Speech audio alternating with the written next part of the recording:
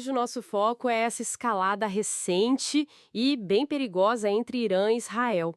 Uma situação que, nossa, capturou a atenção global, né? E parece que redesenhou um pouco as linhas de conflito ali no Oriente Médio. Temos um material bem detalhado aqui que ajuda a gente a entender os últimos eventos, os riscos todos, e a ideia é justamente mergulhar nessa sequência de ações, reações, para sacar não só o que rolou, mas por que é tão sério agora. Exatamente. E o que deixa tudo assim particularmente alarmante agora é que um padrão foi quebrado, né? Por anos, essa rivalidade Irã-Israel se deu mais por conflitos indiretos, as tais guerras por procuração ou ações mais secretas. O que a gente viu agora foi diferente. Foram ataques diretos mesmo, entre os territórios. Uma barreira que não tinha sido cruzada desse jeito antes.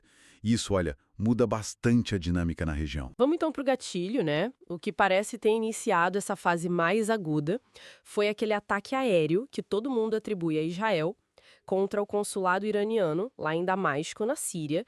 E a fonte que a gente tem aqui destaca: não foi um alvo qualquer. Morreram comandantes importantes da Guarda Revolucionária Iraniana, um general, inclusive. Isso com certeza jogou a atenção lá para cima. Sem dúvida. A morte dessas figuras específicas foi vista por Teherã como um golpe direto, não só uma agressão, mas algo que atingiu a estrutura de comando regional deles. Então, a resposta iraniana, ela foi calculada para ser uma demonstração de força. Sem precedentes. Lançaram centenas de drones, mísseis balísticos, mísseis de cruzeiro, direto contra Israel. O que é fascinante aqui e preocupante é essa disposição para o confronto direto, sabe? Talvez indique uma mudança na doutrina iraniana.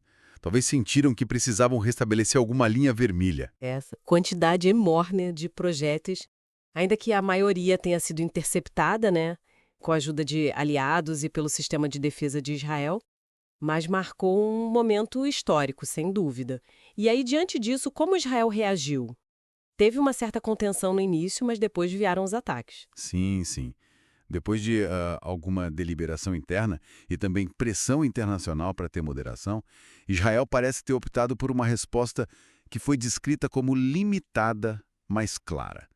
Os relatos indicam ataques direcionados, instalações militares específicas dentro do Irã, ali perto de Isfahan, onde tem locais nucleares, uma base aérea importante.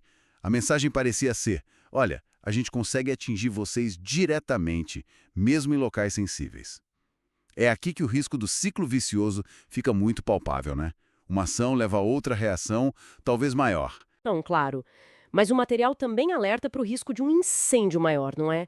Como é que outros atores entram nessa história? Precisamente. O Oriente Médio é uma teia muito complexa. Alianças, rivalidades, um confronto aberto entre Irã e Israel poderia facilmente puxar outros grupos. Grupos alinhados ao Irã, tipo Hezbollah no Líbano, que tem um arsenal bem grande. Ou milícias no Iraque, na Síria, os Houthis no Iêmen. Do outro lado, os Estados Unidos, que são o principal aliado de Israel, ficariam muito pressionados para intervir mais diretamente, talvez. Se a gente conecta isso tudo, percebe que um conflito regional mais amplo não é assim um cenário distante. É uma possibilidade real que nasce dessa escalada. O medo de um erro de cálculo, de qualquer lado, é constante. E para além do custo humano, da instabilidade ali na região, quais são as consequências globais que o material aponta? Imagino que a economia mundial fique de olho nisso, né? Com certeza, o impacto mais imediato seria dos mercados de energia. O Estreito de Hormuz, por onde passa uma fatia enorme do petróleo mundial, poderia ser afetado. Aí a gente veria volatilidade no preço do petróleo, do gás, com reflexo na inflação global. Fora isso, instabilidade geopolítica afeta cadeias de suprimentos, rotas de navegação, a confiança de investidor. Diplomaticamente, força realinhamentos, testa as alianças. A fonte usa uma metáfora boa: caminhar numa corda bamba.